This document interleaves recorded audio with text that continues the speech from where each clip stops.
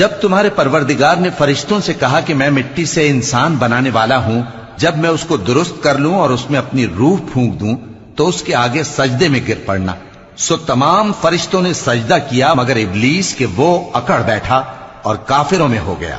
اللہ نے فرمایا کہ اے ابلیس، جس شخص کو میں نے اپنے ہاتھوں سے بنایا اس کے آگے سجدہ کرنے سے تجھے کس چیز نے منع کیا؟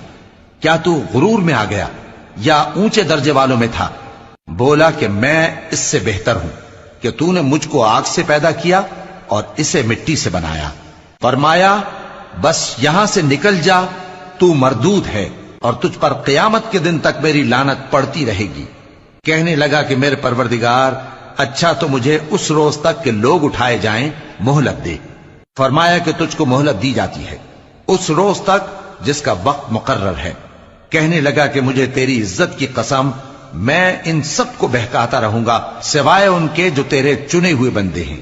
فرمایا ٹھیک ہے، اور میں ٹھیک ہی کہتا ہوں کہ میں تجھ سے اور جو ان میں سے تیری پیروی کریں گے سب سے جہنم کو بھر دوں گا، اور سرکشوں کے لیے برا ٹھکانہ ہے، یعنی دوزخ جس میں وہ داخل ہوں گے، اور وہ بری آرامگاہ ہے۔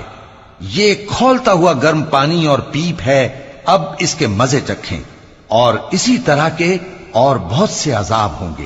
یہ ایک فوج ہے جو تمہارے ساتھ گھستی چلی آ رہی ہے، ان کو خوشامدید نہ کہا جائے۔ یہ دوزخ میں جانے والے ہیں، کہیں گے بلکہ تمہیں کو خوشامدید نہ کہا جائے، تمہیں تو یہ بلا ہمارے سامنے لائے ہو، سو یہ برا ٹھکانہ ہے۔